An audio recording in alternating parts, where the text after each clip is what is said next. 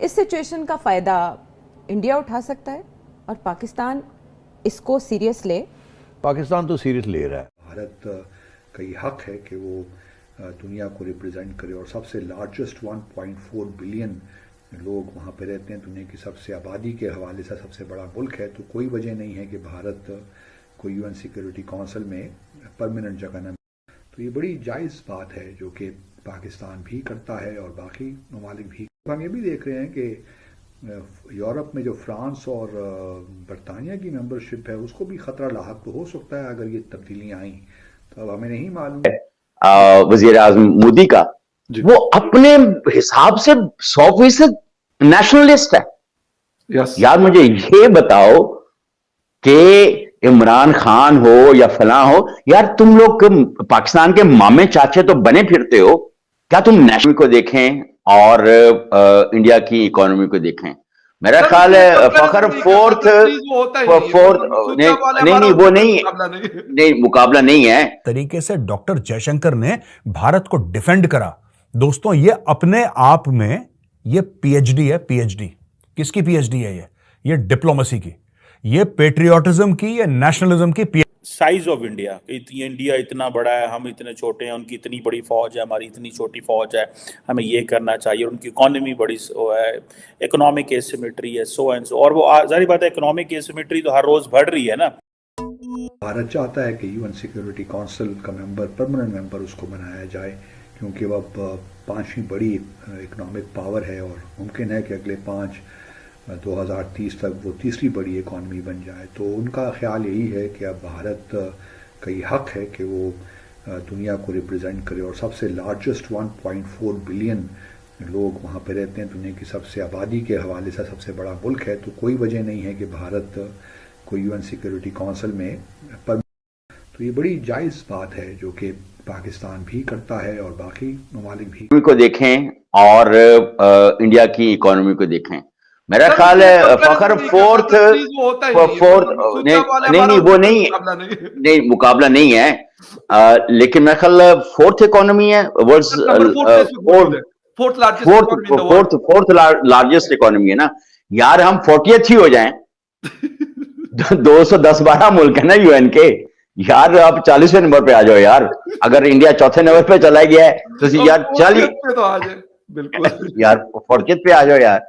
लेकिन आप पता नहीं हम कितने बहरहाल ये मजाक की बात अपनी जगह पर है, लेकिन मुझे कभी कभी लगता है कि एक बहुत जल्द, ये सॉरी कट कर रहा हूँ, आपकी बात काट रहा हूँ, लेकिन मुझे तो लगता है कि इंडिया नंबर 3 पे और नंबर 2 नंबर सस्ता तेल दिया भारत को। भारत ने क्या करा कि भारत ने दो तरफा से फायदा उठाया। एक तो सस्ता तेल ले लिया, दूसरा फायदा भारत ने उठाया कि भारत ने जो पैसे दिए वो रुपए में दिए, डॉलर दिए नहीं, रूस ने भारत के रुपए ले लिए। और तीसरा भारत ने एक और चीज करी कि भारत ने उसको, रूसी तेल को इंडिया में करा रिफाइन। जब रिफाइन करा तो उसका केमिकल कॉम्पोजिशन हो गया चेंज, उसका कैरेक्टर हो गया चेंज।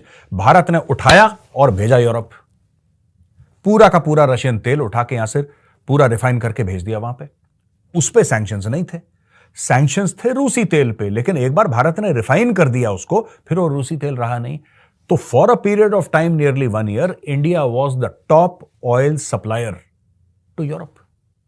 इंडिया ने सऊदी अरब को बीट कर दिया। भारत ने इतना रूसी तेल रिफाइन करके भेजा यूरोप में कि भारत ने बीट कर दिया सऊदी अरब को। लोग अच्छा, यूरोपियंस को इसी की तो खुजली। साइज ऑफ इंडिया, इंडिया इतना बड़ा है, हम इतने छोटे हैं, उनकी इतनी बड़ी फौज है, हमारी इतनी छोटी फौज है, हमें ये करना चाहिए। उनकी इकोनॉमी बड़ी है, इकोनॉमिक एसिमेट्री है, सो एंड सो। और वो जारी बात है, इकोनॉमिक एसिमेट्री तो हर रोज बढ़ रही है ना। कि जब ये बात आएगी कि टाटा की जो नेट वर्थ है वो $351 बिलियन है और पाकिस्तान की टोटल जीडीपी $340-41 बिलियन है, तो फिर बात तो फिर इकोनॉमिक एसिमेट्री तो बहुत आगे निकल गई है। उसके लिए हमने जारी बात है कुछ नहीं किया। एक और इंडिकेटर है, ये अपनी जगह पे स्टिल मौजूद है, इसके ऊपर भी कोई तब्दीली नहीं आई। हिंदू मुस्लिम के ऊपर भी कोई लंबी चौड़ी तब्दीली नहीं आई। मैं समझता हूँ कि मामला ज़्यादा ख़राब हुए। जो थर्ड इंपॉर्टेंट पॉइंट है, that is a mind set of hostility between both the countries. वो कॉन्टीन्यूस है, ये परपेचुअल हॉस्टिलिटी है। ये एक समझें कि ये एक पार्टीशन ड्रामा है। जो कि नहीं जा रहा हमारे वो हमसे, ठीक है जी, ना इंडिया से ना इधर से। सो क्या वो माइंडसेट ऑफ ऑस्टेलिटी ख़त्म हो गया? मैं समझता हूँ वो जो माइंडसेट ऑफ ऑस्टेलिटी है वो बड़ा है, उसमें मज़ीद तक़वियत आई है, वो उसमें जान आई है। ऑस्टेलिटी में ऑस्टेलिटी कम नहीं हुई, इतनी ऑस्टेलिटी है कि फॉर एग्जांपल इस दफ़ा इंडियन मीडिया ने पाकिस्तान की परवाह नहीं की वहाँ पे क्या हो रहा है। They are not paying attention, they are paying more attention to Maldives. वो मालदीव्स को ज़्यादा अटेंशन दे रहे हैं और पाकिस्तान। हम ये भी देख रहे हैं कि यूरोप में जो फ्रांस और बरतानिया की मेंबरशिप है उसको भी ख़तरा लाहक हो सकता है अगर ये तब्दीलियाँ आईं।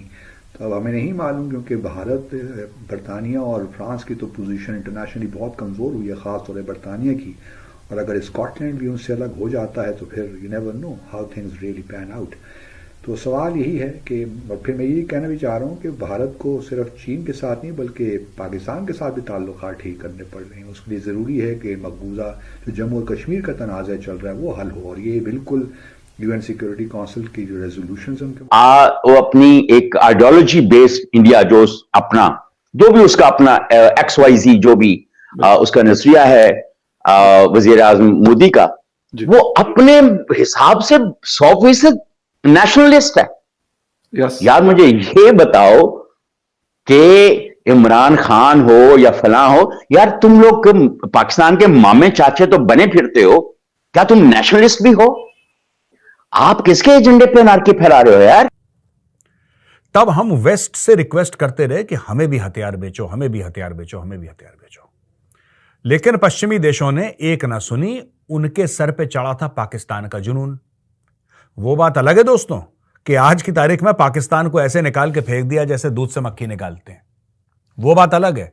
लेकिन fact of the matter is कि एक जमाने में पाकिस्तान, अच्छा पाकिस्तान तब भी नालायक था, पाकिस्तान तब भी फुकरा था, पाकिस्तान आज भी फुकरा है। तो पाकिस्तान में कोई चेंज नहीं आया, पाकिस्तान वैसी बेड़ा गर्क पहले था, बेड़ा गर्क आज है। लेकिन उस समय वेस्टर्न कंट्रीज को पाकिस्तान की जरूरत थी। पाकिस्तान को हर समय टिश्यू पेपर की तरह यूज करा है अमेरिका ने और वेस्टर्न कंट्रीज ने। जैसे नैपकिन होती है, आपने हाथ पोंछे, मुंह पोंछा, नाक पोंछी, फेंक दिया डस्टबिन पे। ये पाकिस्तान की असली औकात है और पाकिस्तान इसी में खुश भी है, इसी में खुश भी है। इसीलिए पाकिस्तान ने बोला कि हमें भारत से खतरा है।